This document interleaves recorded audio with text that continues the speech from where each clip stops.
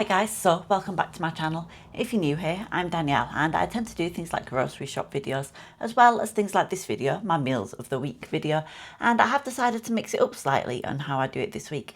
And instead of showing you everything for breakfast and lunches and snacks, especially when they do tend to be a little bit repetitive, instead I just take you along with me as I am kind of cooking different foods.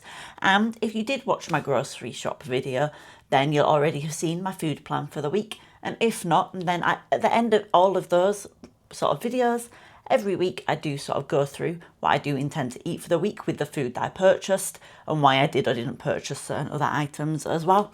So with that, I have decided to do recipes this week from a recipe for every day of the year. And I do go into it in more depth over there, so I will link it up in the cards somewhere in case you haven't seen that. If it's something you might be interested in. But I've got a few recipes jotted down here. I have a total of 6, which will basically take me through till the end of the week. Whether I end up doing them all or not will depend on how my week itself goes. Sometimes I don't manage to stick to it. But I have decided for today, it is Sunday evening, it's just after 5 o'clock, something like that. Didn't sleep particularly well last night. So I'm just going to do some spring onion Welsh rarebit. And I find this recipe really interesting because to me it's always included Worcester sauce. In my head, Welsh rarebit, Worcester sauce kind of go hand in hand, but it mentions here just brown ale or milk instead.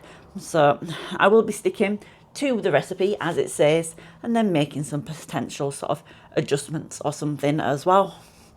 You know, just to sort of in the future, I intend to sort of jot down everything, but just to discuss it with you as I'm going through doing it. It does say that this is kind of a light bite meal, so more kind of a lunch, you're not super hungry kind of dinner, but I have got some salad leaves and some cucumber and stuff that I can put on the side as well, just to give it a little bit more volume of everything. Interestingly, it does say serves 2, and it's got sort of 4 spring onions and everything going on, but then it just says 2 slices of granary bread, which to me, even if it's just a light bite, you probably want more than a single slice of toast. But without further ado, let me get into today's video in terms of the recipe, what we're doing, cooking, and then you'll see me again later throughout the week doing everything else that I have planned, or at least in theory. So if this does sound like something you'd be interested in and you'd be likely to want to see again in the future, don't forget to like and subscribe. But for now, let's get into this cooking. Right guys, so I have the cheese, some spring onions I obviously need to trim and sort out, the salad to go on the side, the bread. It says to use butter, but I only have margarine at the minute. It says to use some English mustard. I'm hoping this mustard will work. I don't have any other type of mustard. The recipe didn't really specify, which in itself is a problem with this. I have an egg that I need to get the yolk from, and I will then just put the white into this container here so I can mix the white into, say, an omelette or something for breakfast tomorrow morning. And then I just need a little bit of milk as well. So that is everything that I do need. So super simple. So what I'm going to do to start with is put a couple of slices of toast into the toaster and then get on with chopping some of these spring onions up and getting a pan heated up for them as well. Right, let's try and start with the messy stuff of seeing if I can separate this successfully.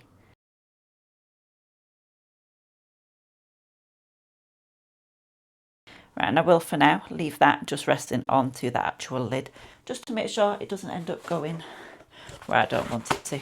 Now I'm just going to tidy up some of these spring onions a little bit. I did already give them a little bit of a wash, but they're definitely sort of not necessarily at their best. So I do just want to peel off some of the sort of icky leaves a little bit. But the recipe also doesn't specify whether I'm just using the white, the green, all of it. It just says sliced. So let's take off some of these ends and then just slice them up. So there we go. So let's pull off these kind of 3 bits just here.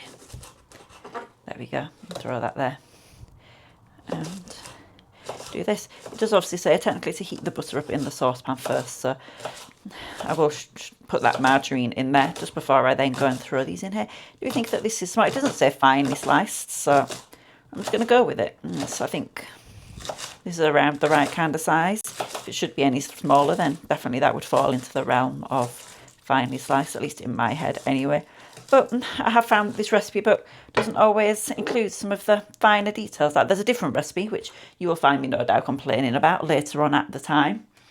but where it does simply say tomato, and I'm presuming it means like a tomato, sort of in terms of a salad tomato, maybe a bit a plum big tomato, something like that, but it doesn't really specify. So how is a person to know? So that definitely is one of the issues with this recipe book. There we go, and my toast has just pinged. So I'm just going to heat up some margarine in this saucepan and I'll see you over there. It says 15 grams of butter, and I'm obviously not expert in that, but I'm just going to put in not a full tablespoon of it, but just about that amount. So obviously, let's see here, add a little bit more. Obviously, I know that sort of about 20-25 grams is normally sort of what somebody would call sort of a knob of butter. So it's a little bit less than that. And obviously it will melt sort of in a certain way as well.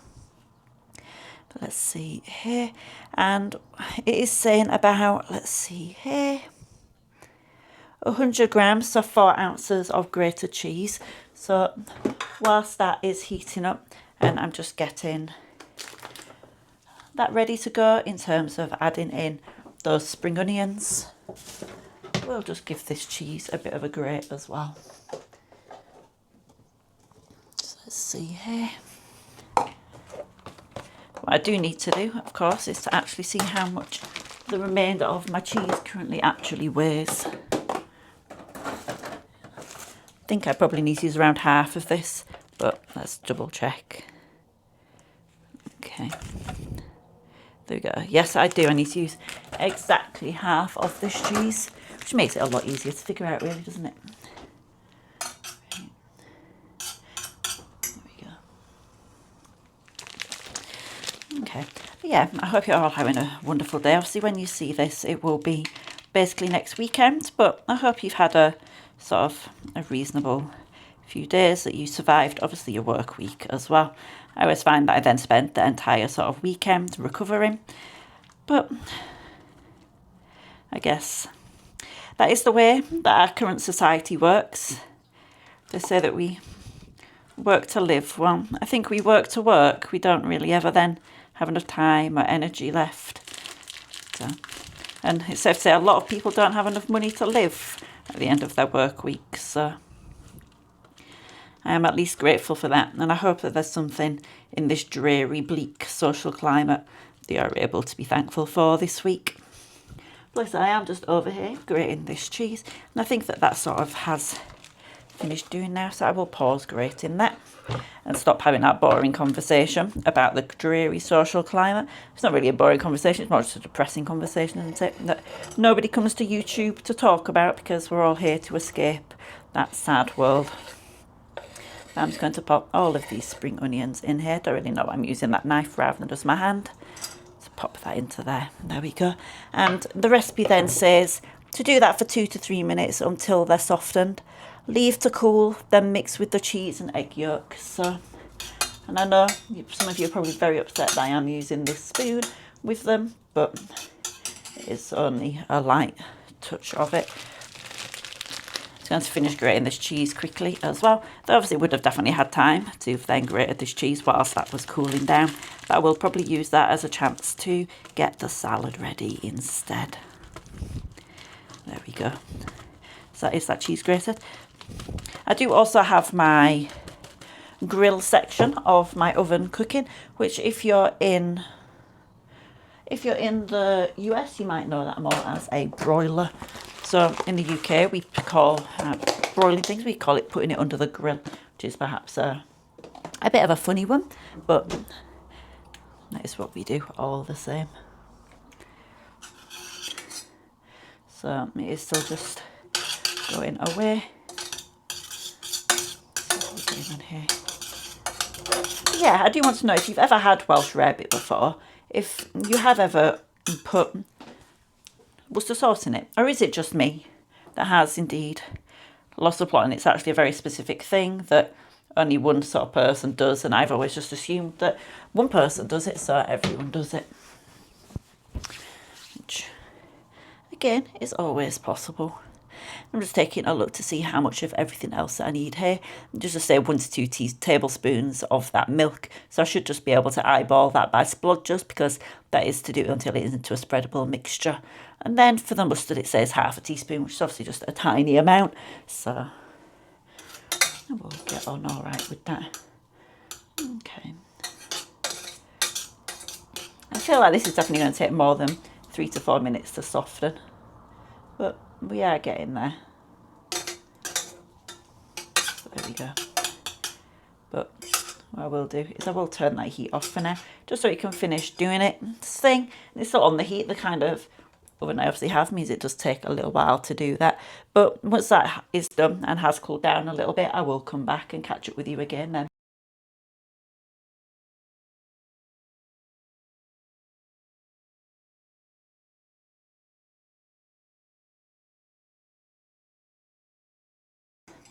All right, so I think that that's cooled down, and if it just says leave to cool, I don't know whether it means leave to cool until cold. I can't imagine so, otherwise you're never going to get the cheese and things to melt, are you? So I am going to go for it. I'm going to add this onto here. Do this.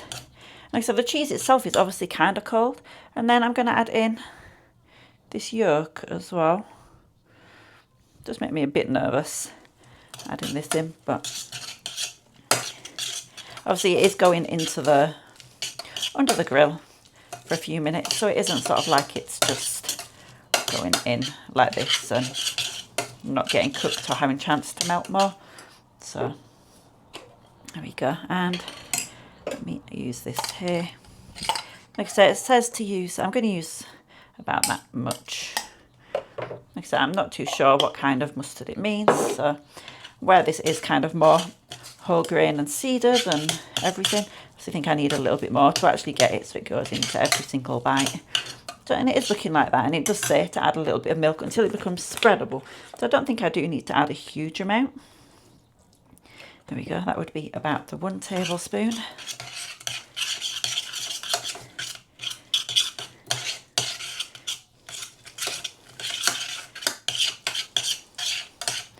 Like, to become a spreadable mixture, like that would imply that it would have had to have been able to have been started to have melted to start with. I mean, I can do that and then just spread it across pretty easily, so I think that should be all right. Guess we'll find out. Right, here we go. So we do have them here. They're not super toasted. They're obviously sort of whole grain seeded loaves in the first place, so they do look darker even before they are kind of toasted up. I think the main thing that's thrown me off here doesn't mention things like salt and pepper. A lack of seasoning, and I obviously can't taste it at this point to see, does it actually need it? Like, we're relying here on the mustard heavily to carry it. But obviously it's got that raw egg yolk in, so I can't now give it a taste and see whether I should deviate beforehand. That's definitely what I mean by giving the recipe a go before sort of letting you guys know what I actually think of it.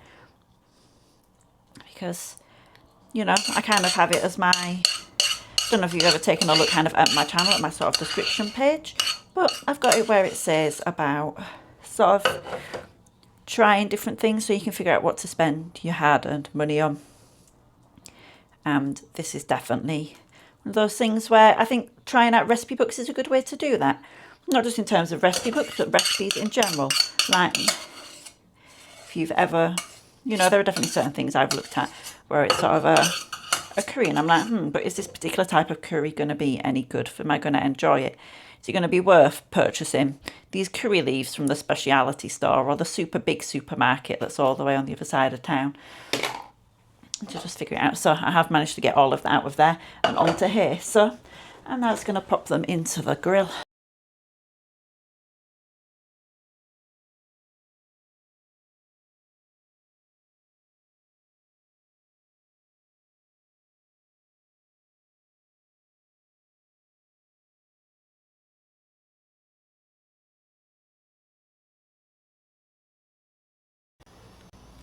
There we go. It looks yummy. It's obviously nicely melted and everything.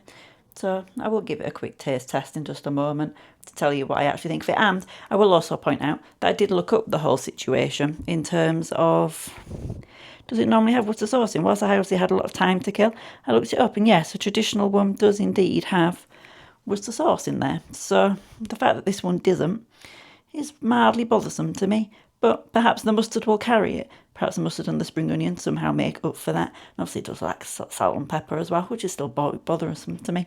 But let me give this a taste test. So here we are, and I do have this now.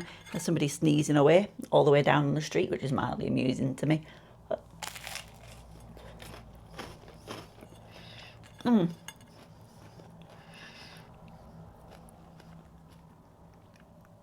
So the texture is good. The way that it does have that sort of gooiness there, but obviously it's nicely melted and it kind of has all incorporated together.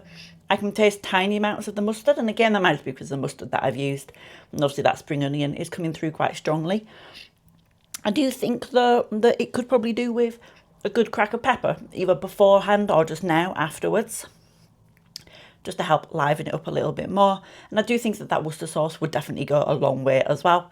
I'm actually tempted to put a little bit on just now in terms of both of those two things, and then see whether that makes a difference to another bite. So I have peppered it up and also put some Worcester sauce on there. So let me see whether that makes any difference to the overall kind of fullness to the taste and texture of this.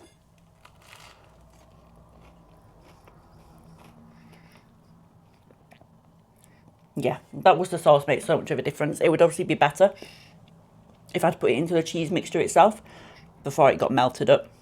And that would have also then given the mixture itself a bit more extra sort of colour when it did get cooked. But that definitely adds a lot to it as well. And that pepper kind of rounds it out, and I think brings the mustard flavour out a bit more as well. So it's definitely worth doing that improvement. I mean, it's a yummy, simple enough thing. You could obviously definitely do it for kind of a lunch or as part of a dinner like I have, with some extra stuff on the side as well.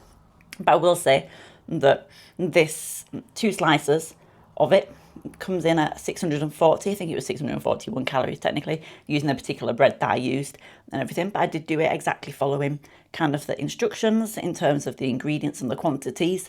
So that is something to consider, that if you were to have this for lunch, that then becomes a lot of calories, and actually it works out better as dinner with something on the side as well. But I am going to take into the rest of this and enjoy it, and I'll catch you again tomorrow for another recipe from that book. So guys, it is Monday evening and I did end up having today off of work. So I used the time productively and I took a 30-minute walk to the swimming pool, swam for about 30 minutes and then walked back as well. So I've obviously done about an hour and a half of exercise today, but as well as doing all of that sort of thing, I did then make sure to have some cottage cheese on toast before I headed out, just for a nice protein boost. Then I came back and had some sort of tuna salad kind of thing going on as well. So I've also had quite a lot of protein and everything today. Managed to stick pretty well in terms of eating healthy. But for tonight, I am going to do the 5-spice salmon dish that is in that recipe book. I will show you all of the ingredients involved and then obviously get on with the cooking for it as well. So yeah, let's get to it for this Monday evening dinner. So I have obviously got some rice going in the rice cooker as well, and I'm definitely looking forward to having that. I think that would be a nice sort of good filler up as part of everything, to go with obviously the actual main, especially because I made the mistake of when I came home and showered, I kept my hair wet and I've been a little bit on the chilly side all day. And I know rice doesn't sort of, obviously isn't a kind of warm you up that way, but I find that something like carbs tends to warm you up on the inside a little bit, as ridiculous as it sounds. Anyway, the other ingredients we have going on are indeed the Chinese 5-spice, a bit of salt, I've just picked up some of my pink salt out, some cayenne pepper, and then some red chili flakes as well. And then I have some sesame oil and some rice wine vinegar and a tiny dash of normal vegetable oil as well. Then there's obviously some garlic cloves and the salmon that is still just sitting in the fridge at the minute. So it is a pretty simple, kind of quick put together recipe. Let me show you it over here. So, you know, this is for serves for, so I'll obviously be cutting all of these quantities down a little bit. And then, you know, it's mentions doing it with rice, so at least it is recommended. But it says sort of how quickly it is. It says here to transfer to a plate, cover with foil and let rest for 5 minutes after you've just cooked that fish. And that is because then there is also some pak choy as well, which I do have and is also in the fridge. I just forgot to get that out already. So Should be a pretty quick recipe to do. So let's get on with cooking it. So step 1 is combine some of the crushed pepper. It says 2 teaspoons. Now, my actual measures are pretty far away in terms of hiding under a bundle of freshly washed dishes, and I don't really want to put those all away right now to be able to get this. But so it said, obviously, the red pepper, and it said about cayenne pepper, and it said a large pinch, that's definitely just more of a small pinch now. Salt, it says a teaspoon of salt, so just give it a couple of shakes.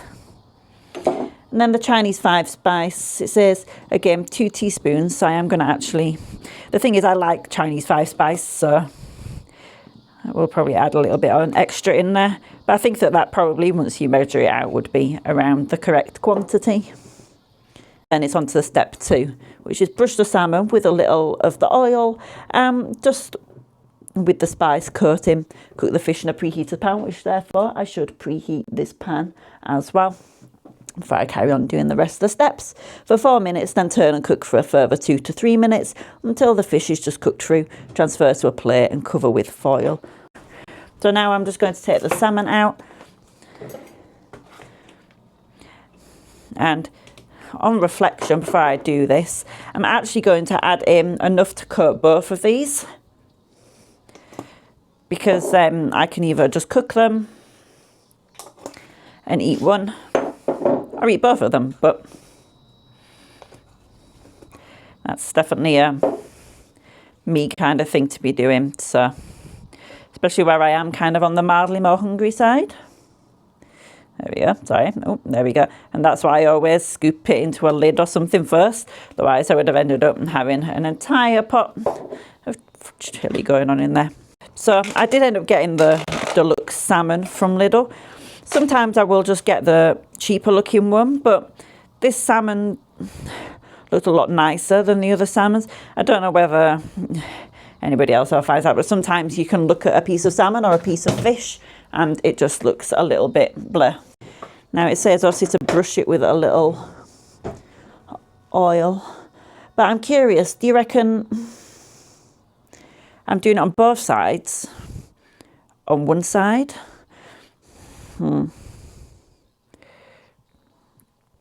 Let's see. I do also think it's probably easier to put the oil into the spice mix first and then do this.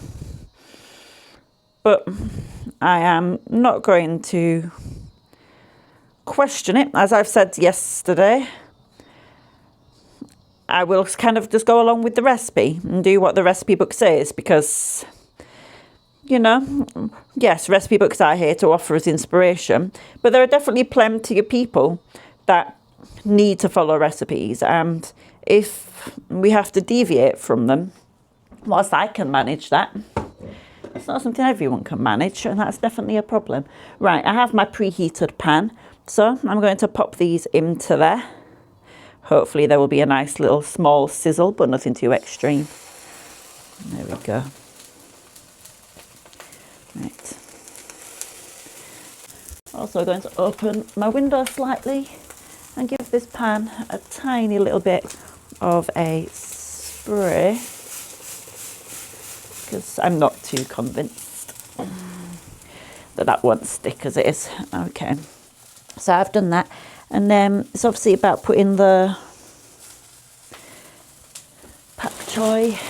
Will be going in there once I do sort it out as well. So I'm just going to prepare this. Now, I'm just going to use one of these. I'm obviously going to give it a wash, but judge with your heart as to how much vegetables to put in there. Would always be my recommendation. Have tried to give it a good wash and just taking the end off so that it does all fall apart a little bit.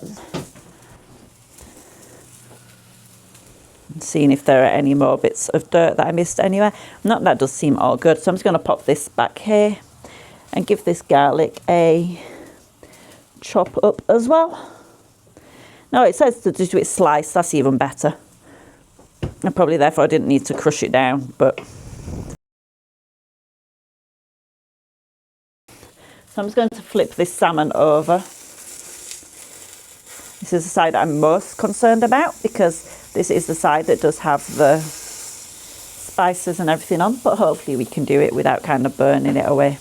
I decided, and I'm pleased I did, to turn it back over because look at how sort of dark all of these spices we're getting. So I've turned it back around to the skin side for the last few moments. I also read ahead in the recipe and realised I forgot to get the soy sauce out as well.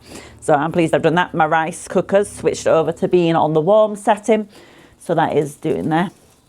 And this salmon is very nearly cooked. Just going to give it another 30 seconds or so before we go on to the next step. But yeah, definitely make sure that you perhaps add a little extra oil or something to the pan if you are going to be doing this recipe.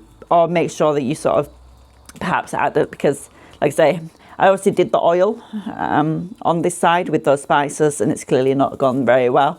It's obviously not caught too badly, but it could definitely have been avoided a bit better, I think. I am going to move these now across to that plate and cover it with that foil as well. There we go. And it is saying to add a little more normal oil in here as well. So we'll do that. Get that nicely heated up. And it does technically say to do this in a separate pan. But I think you'd more only need to do that if you are doing it for a larger quantity of people. Especially seeing as it says specifically about putting the salmon on the side anyway. Like I say, it says to do this for sort of around 2 minutes, then add the garlic and stir fry for a further minute, and then add in the rice wine vinegar, the sesame oil, and that soy sauce as well, and do it for a further 2 minutes, and then serve it all together. Time to add this garlic in.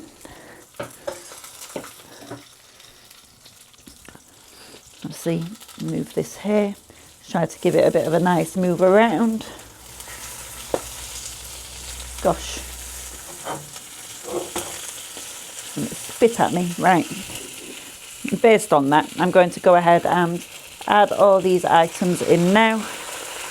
Just here to add quite a lot of each of them in. Definitely going to get quite smoky in here, so pray for my smoke alarm, as always. There we go. So give that all a good mix. And turn my heat off as well whilst it finishes cooking because it will continue simmering away, doing everything that it wants to. Alright, so I've obviously served the rice up here. Now I'm going to put the salmon on it. I think I have decided I am going to do both bits of salmon. So obviously, some people are definitely on the excessive side, but I do want to be making sure that I have meals that kind of keep me full for longer. And I'd rather eat both bits of salmon now than get to being later, being hungry and then not wanting to kind of reheat it up or do anything extra to go with it.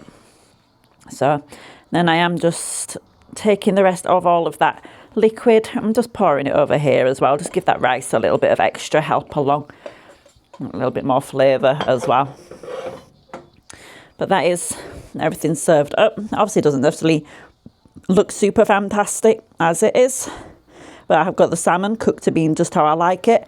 And then obviously that rice and then that pak choy with all of that sauce as well. So let's see what it actually tastes like. I'm going to take the edge bit of this salmon here. As you can see here, it's obviously nice and pink there with that sort of burntness on top, and then the skin's nice and crispy underneath as well. It's actually really nice. There's definitely a bit of a kick to it from the crushed pepper and the cayenne pepper.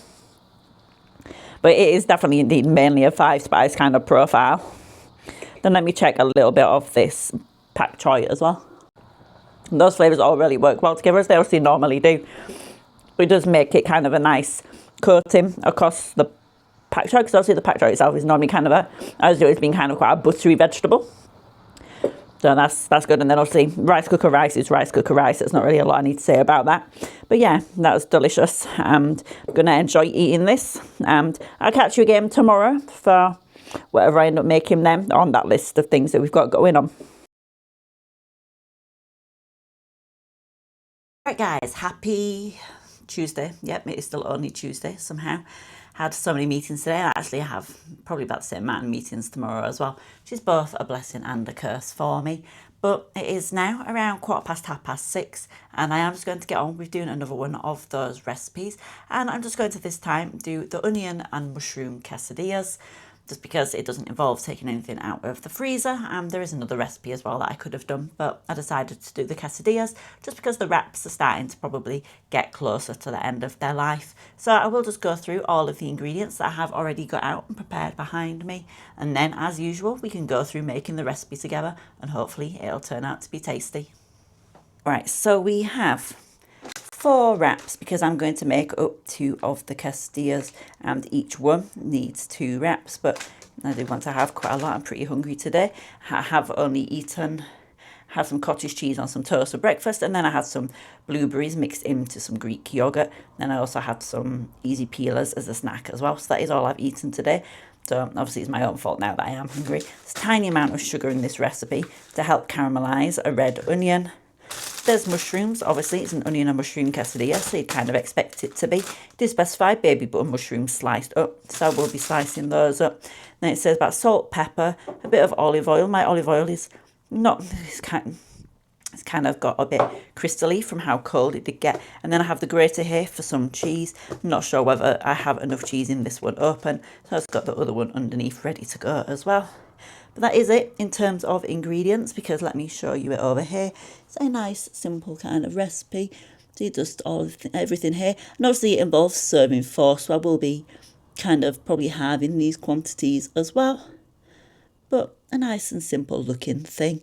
All right, so let's get to chopping this here. And if you're curious, what I attempt to get up to whilst I am sort of doing cooking and things is just listening to YouTube videos, sometimes listening to music.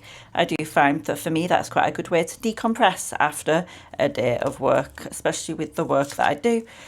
It can sometimes be quite stressful, even if it isn't necessarily in terms of responsibilities or anything. It does involve a lot of mental load sometimes, and I do just sometimes like to be able to de-stress and everything. So I'm going to chop this here. It specifies that it must just be thinly sliced, so I'm just going to hopefully do them fairly thinly.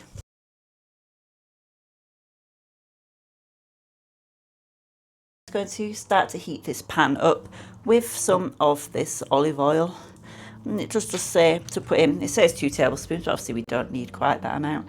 It's going to put in about 3/4 of a tablespoon. I don't particularly enjoy using my calorie count in terms of them putting it into sort of oils. And then I'm going to put all of these onions in here just whilst it is still heating up as well. And then obviously whilst these start to soften down, just before I add in any of that sugar, because it does need to start to soften before I add the sugar in, I am just going to get on with adding in, or rather slicing up, some of these mushrooms as well.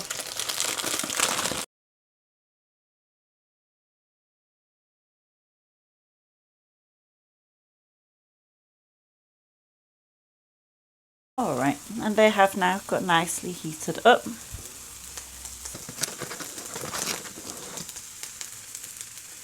Tiny amount of sugar just to,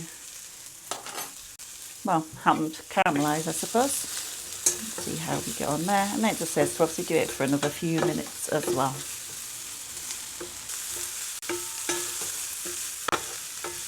There we go. Alright, I'm going to get the handles for this pan and just pop them into this bowl before I then add the mushrooms in here as well. I'm also turning the pan down to a medium temperature, or at least a 3 in terms of the scale on this hob. Just go between 3 and, well, it goes between 0 and 6. So, right, let's add in these mushrooms.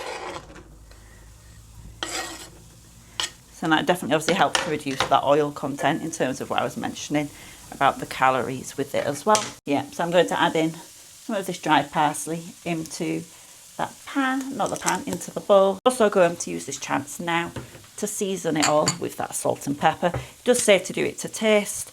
So, especially seeing as there's some salt in the cheese, I'll probably go fairly light on the salt, but quite high on the black pepper content, just to get it a little bit more flavour. Okay. There we go, so that's the pepper done. And then I'll add in some of this salt as well. And then I can get on with grating my cheese whilst these mushrooms finish up. Alright, and now I'm going to add also this cheese into the onion mixture. Just taking a look, it does say to sort of add in everything to the actual tortilla situation all at once. And I figured, seeing as it all has to go in together, I might as well mix it all in. And I am now going to put these mushrooms into this all as well. This recipe is definitely a nice simple recipe overall. It does feel a little bit more effort than I sometimes would go to for a quesadilla, just where we've got the sort of the, you know, the onion and mushroom step going on already.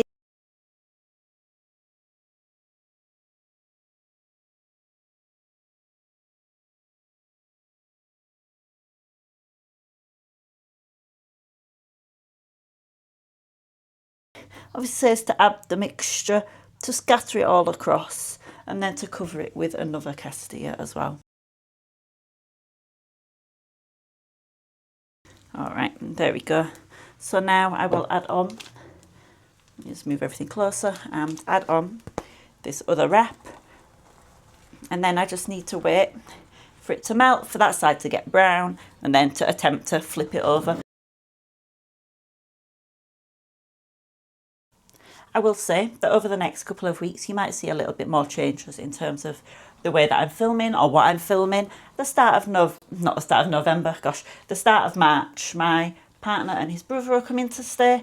We're also going away for a few days as well with that, so it might all be slightly different content or appear slightly differently, or I might obviously be doing slightly more interesting or different meals in terms of them being for more people as well.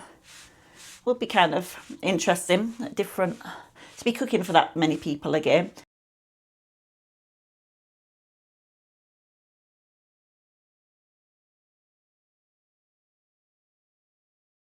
This one's definitely more onion heavy, but I love onion, so one of those weird people like that, I suppose. And now pop this stuff here. Whilst that second one's doing, I did figure I would just chop this one up a little bit to make it so when I do go to eat it, it's a little bit more manageable, friendly. There we go. And just kind of do that.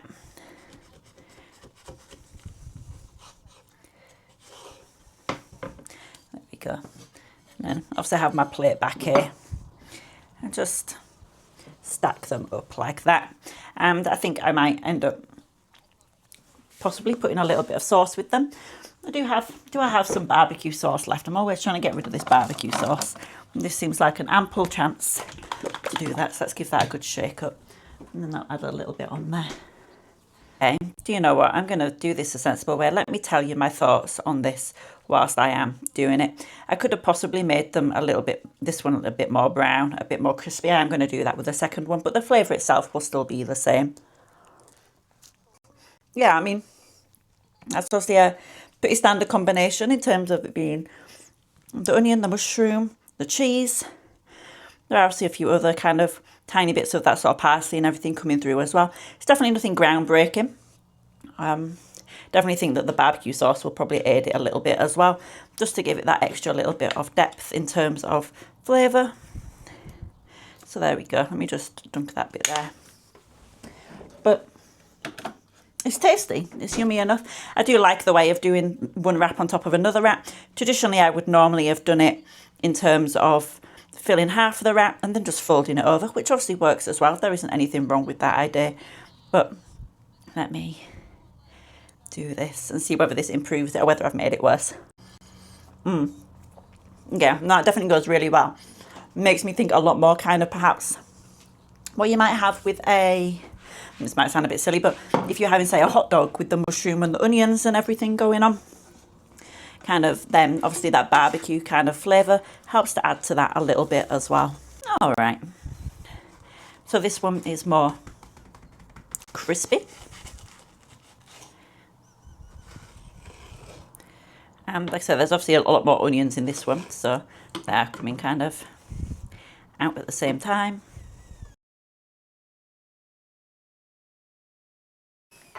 So I've obviously ended up eating some of them, and then I've just stacked the rest up. There's that tiny amount of sauce in the middle. So it looks a bit messy, but it's definitely going to obviously fill me up as well. So I'm just going to enjoy this. So yeah, thanks for joining me on this. I hope it gave you a little bit of extra quesadilla inspiration. Guys, welcome back. It is Wednesday. We have made it to the halfway through the week point, and today I am going to do the chorizo carbonara in here. That does simply have some chorizo oil, some penne pasta, egg, parmesan, and then some salt and black pepper as well. I do have all of those bits and bobs here ready to go, apart from the parmesan that is currently still in the fridge. Then I've already put the pasta on to boil as well. So I'm going to let that carry on doing whilst I get the prep going in terms of the grating and then chopping up some of the chorizo. Hopefully maybe by then I will find the magnet for my microphone as well, because apparently, even though I try to keep everything together, I still manage to lose things in the most simple of places. Alright, so I still haven't found the magnet that I need, because it turns out I'm just useless at keeping track of anything, even when I am supposed to reattach it to things. So that's a costly mistake for me to need to get a stupid one to replace it. But anyway, I am going to slice up this chorizo and pop it into a pan I have on the side with a little bit of olive oil as well. So I put in about half a tablespoon compared to the tablespoon that it mentions, and I'm not going to heat it up too high because I'm doing quite a large pan, so I don't really need to have it with that much going on, but I do just need to do it to make it until it gets to being crisp. And it does specify that the melted fat released by your chorizo will be an essential part of your sauce, and I appreciate that they've actually said that. I've got it going on, the pasta going in boiling water as well. I just need to keep doing that until it's al dente, and then in a bowl I need to get ready to add in the egg and then some of that cheese as well. So let's do this here.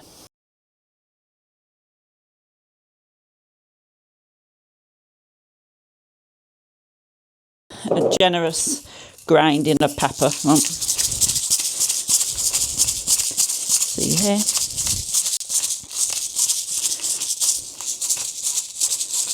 Okay, see here.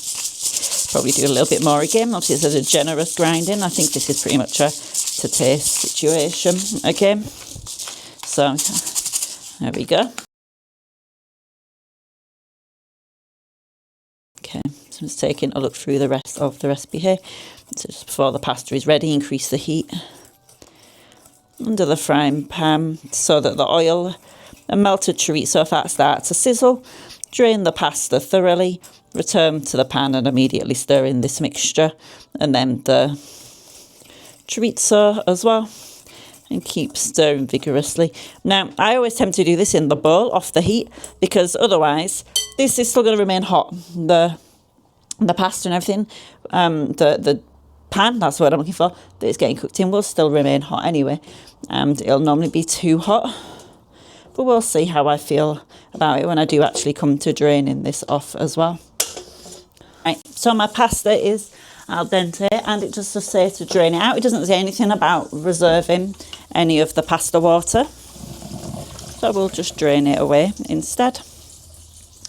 So I have done it so it's not on the actual heat one, and I'm going to also now take the chorizo off the heat. And first of all, I am going to do what it says here to mix in this cheese and egg mix.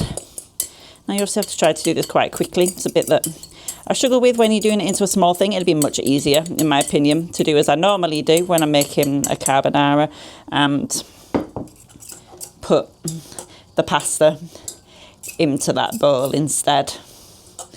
But as I've mentioned before, I will follow the recipe and do exactly what it says. And it says obviously to add in the chorizo and everything. There's obviously quite a lot of oil going in here as well with this.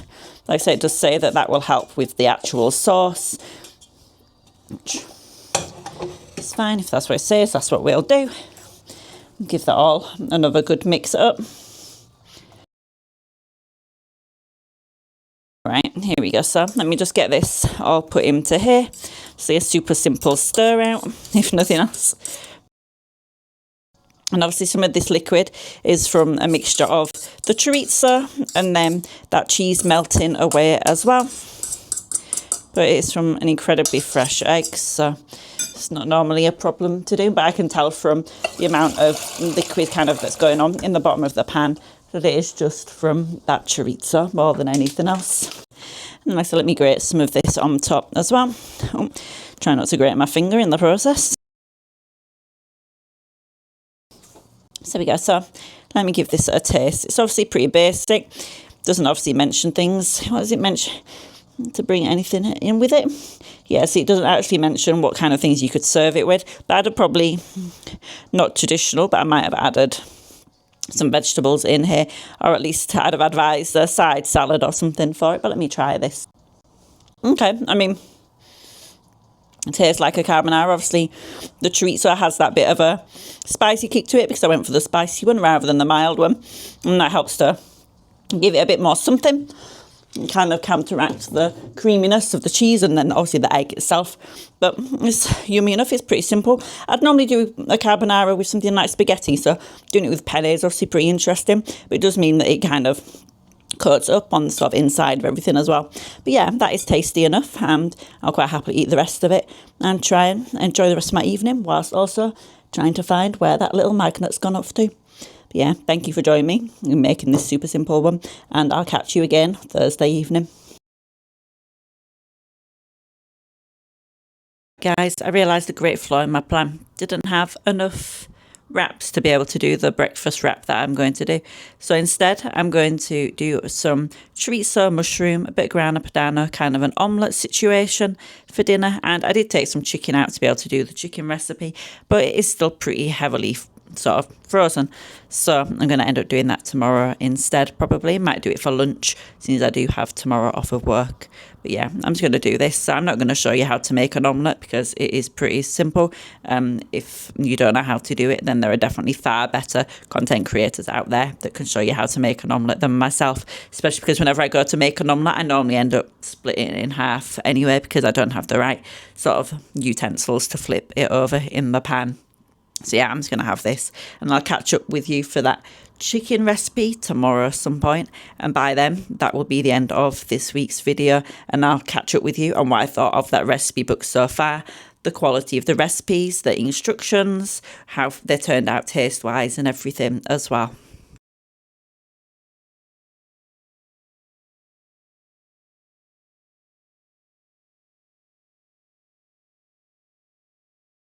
It is Friday around 12:30, 1 o'clock, something like that.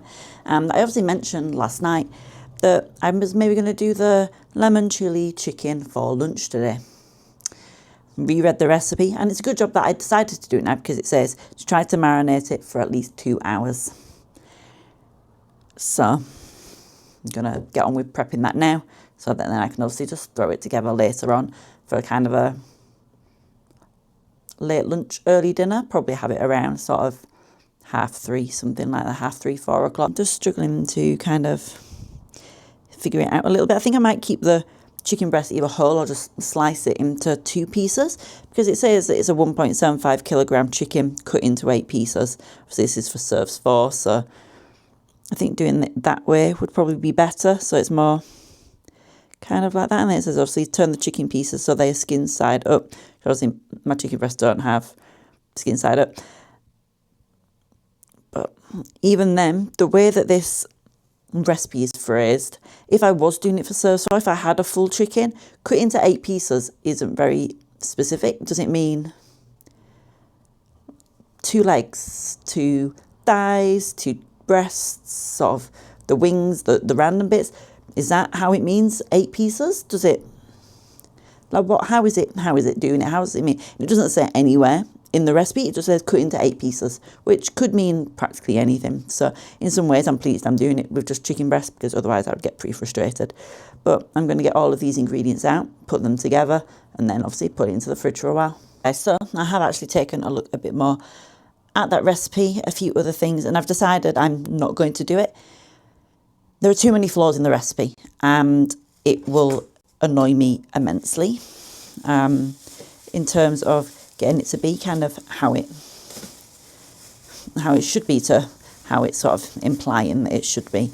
So instead, what I am going to do is kind of do my own winging it of a lemon chili chicken kind of version instead.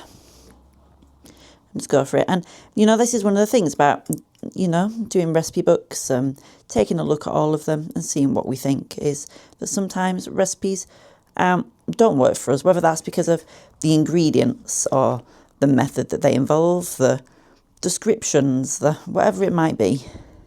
And this is definitely one of them for me that I just can't do. I obviously said that I was going to touch on it as well at the end of this week.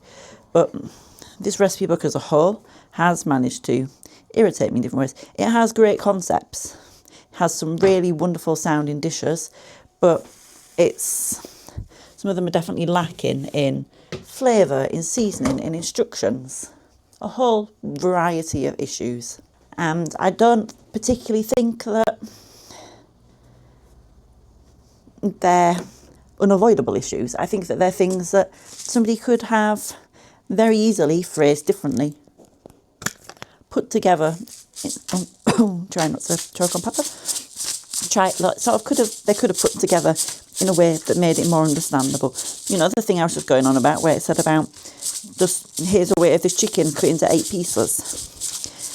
I like to view myself as being a pretty confident cook, a pretty sort of with it person, in the sense of knowing kind of what a lot of different terms and techniques mean, or being confident that if I don't know, I can Google something, I can YouTube Academy it, I can do whatever it is. But I can't figure, my head just can't figure it out. And there are definitely certain other things, certain other steps and certain other recipes as well. Say the 5-spice salmon recipe, where it didn't actually specify that, hey, do you want to coat it on both sides, one side, skin side? Am I supposed to keep the skin on? Or things like the Welsh Rarebit recipe that I did, the spring onion one.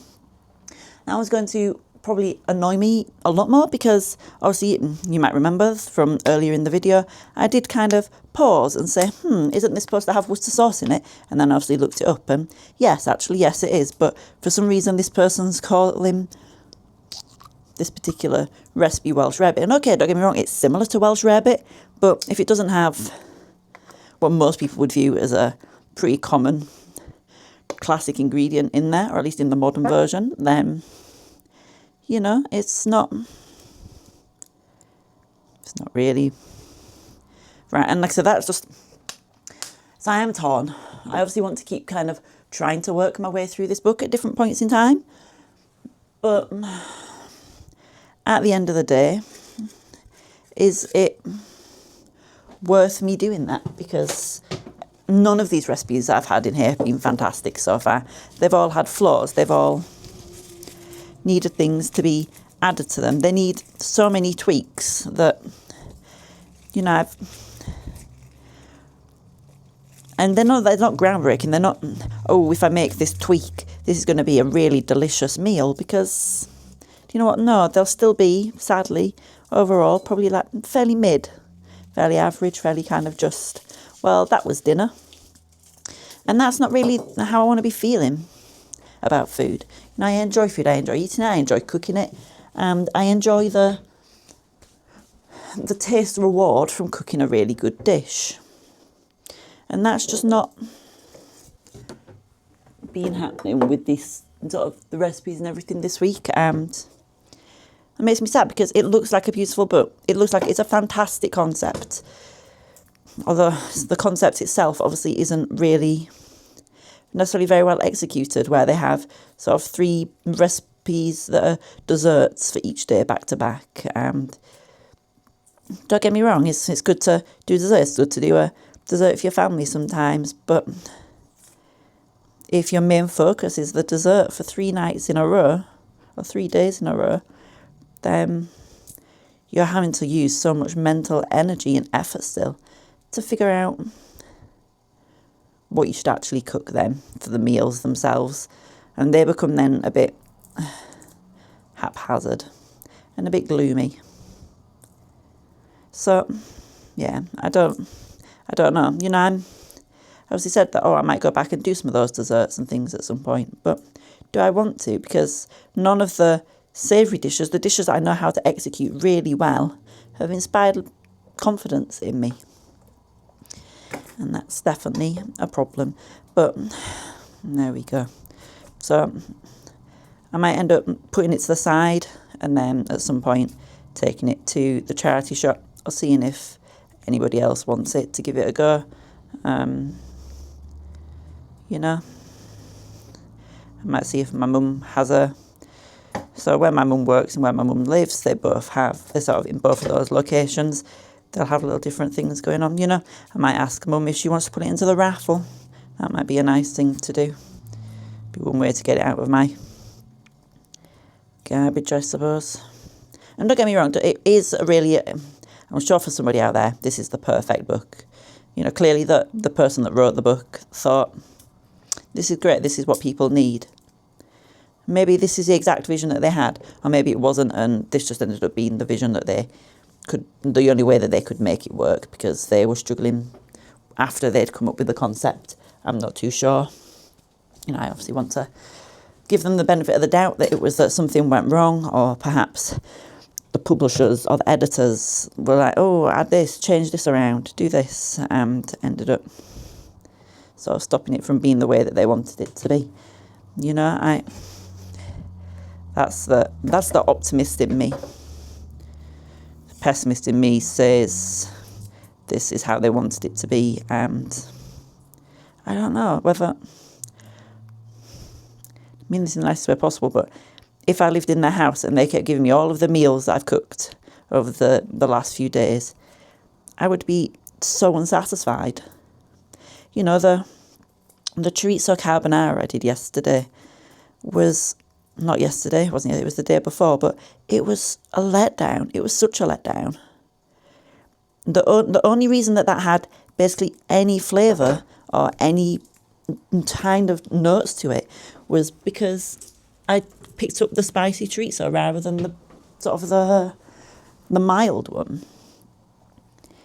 That was basically it. I'd added in a lot of pepper.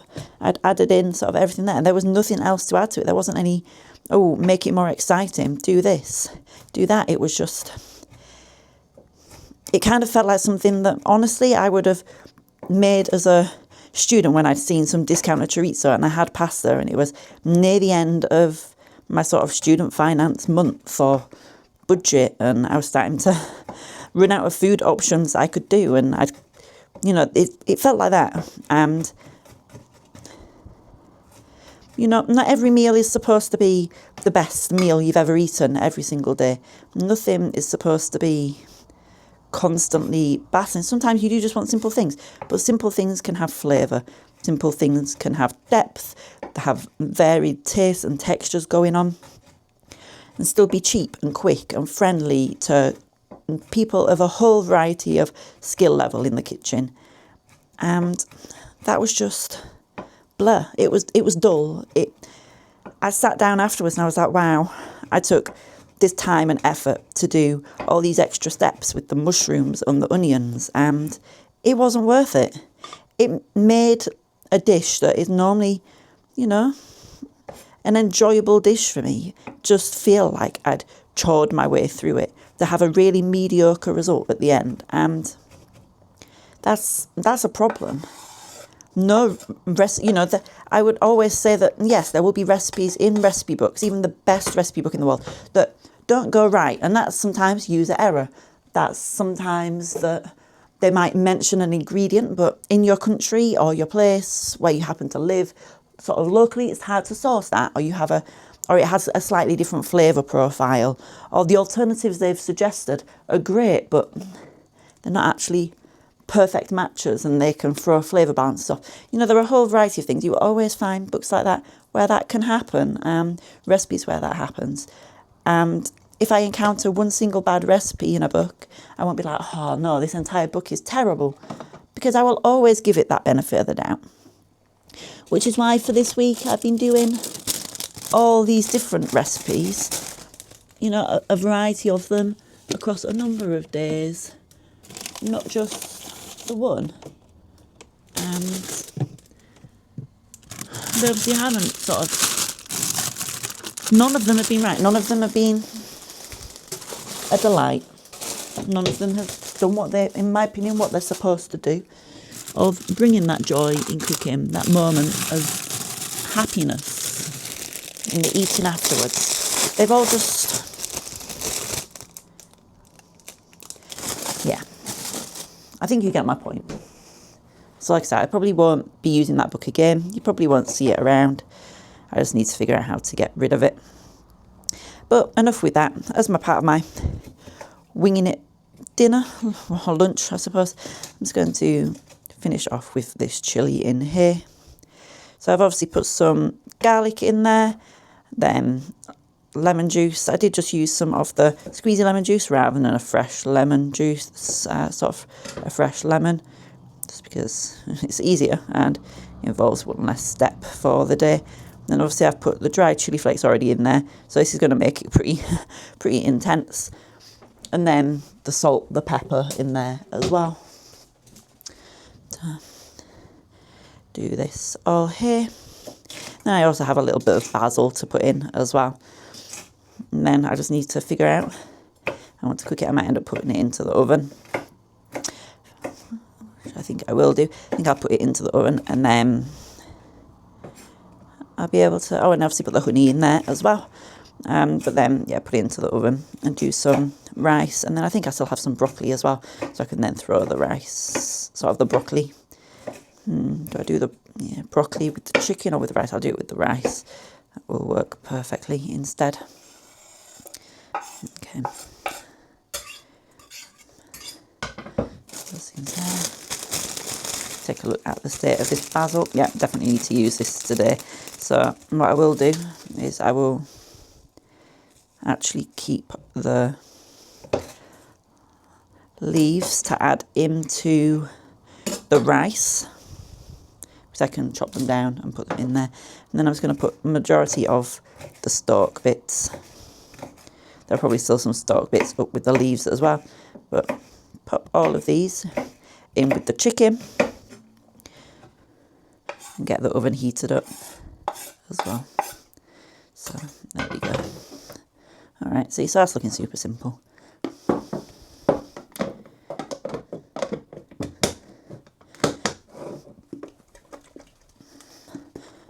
Now, there you go. I'm obviously not going to be leaving it for a huge amount of time. In terms of I'm not leaving it for 2 hours, I can tell you that now. I'm probably, like I said, I'm about to cook and just have this for lunch. In fact, do I just want to, yeah, I'm pondering to myself. I might actually want to eat with it. Do I want that rice? I probably do. But I might do a tiny amount, since it obviously is quite early on in the day. So let me get the oven heating up. And whilst I remember, I will throw out this, not throw out, but bring it out. I have a pan in here that I've had sitting in the bottom of the oven, because I was a bit concerned that something the other day was going to spill all over everywhere, and I didn't want that to happen, so I'll keep this here. Actually, this can heat up in, oh yeah, this could heat up in there. That is what I should do, so that then that chicken and everything can be sitting on there. But at least I managed to bring it up to the right spot. Right, let me go get my rice cooker and stuff, and I'll be back in a moment. Right. Also, if you want something that will give you a good chuckle, I did indeed end up ordering myself another magnet for my microphone the other day, and guess what I found earlier today? It was looking under my desk and I was like, what is that back there? So that asked me how it got behind, right at the back of my desk. Completely different room, but it did all the same. So there's that problem going on. Right, I've obviously put some of that basil into that rice. And then I've got that bit on the top. And how much broccoli do I want? Let's go for the small one rather than the big one. There we go. Which is mainly just stalk anyway. But yeah, I'm definitely happy at least with the concept that I've done of trying out different recipe books and things. I think I know which book I might do for next week. But I will obviously babble away to you about that next week as well. I would love to know kind of if this is the sort of video style you prefer, or whether you just prefer it when I do simply say, hey, this is what I had for breakfast, lunch and dinner each week. It was this many calories. I felt great about it. I felt terrible. I have deep regret about every single item that I cooked. But, like, how do you prefer it? Because for me, I find that this is quite nice. It's good to show the process of the cooking instead of just pretending it's all good, you know. It's nice to see the kind of, not the confusion, but I think for me, if I definitely seen somebody being a little bit bewildered and confused at a recipe, that'd feel a lot more relatable to me than someone that's just a perfect chef and they get all of these dishes correct first time and nothing ever happens, goes wrong or anything. Because if you're one of those people, do let me know how you do it, because I don't think I've ever encountered anybody that gets every single meal perfect, exactly how they want, even using recipe books day in, day out. You know, I don't tend to, obviously I'm completely winging this meal, I don't tend to use recipe books super often.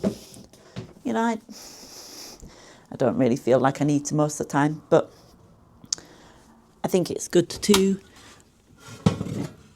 have that and to sort of broaden our horizons. Or on days where, honestly, when I just don't have the mental, I don't know about anybody else, but when you live by yourself and you work full time and you have to think about your cooking, your cleaning, looking after yourself, doing whatever it is, it's exhausting.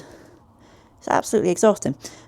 Sometimes all I want to do is just cook. I don't want to think, like, cut a whole chicken into pieces of 8. I don't want to think about that. I just want to be like, oh, this recipe involves chicken breast, off we go, you know.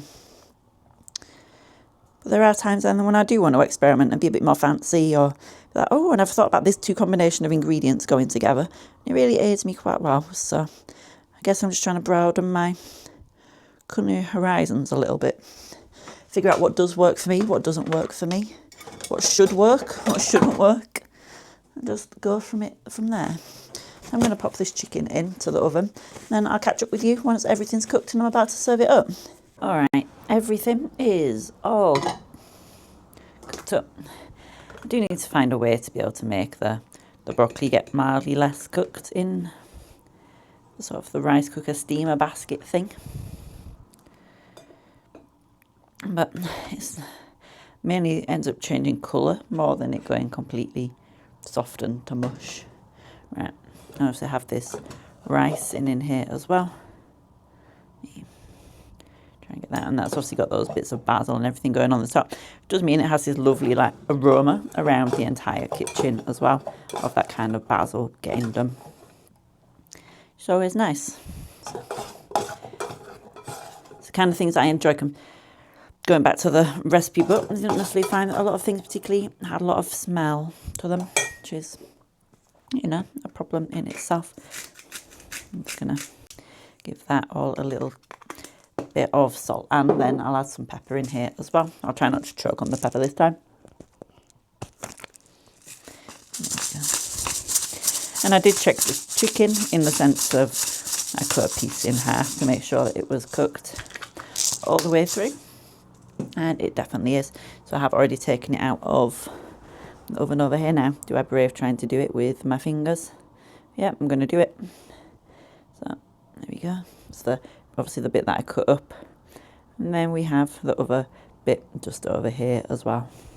Alright, so there we go. That is broccoli rice and then chili, lemon, honey, chicken as well.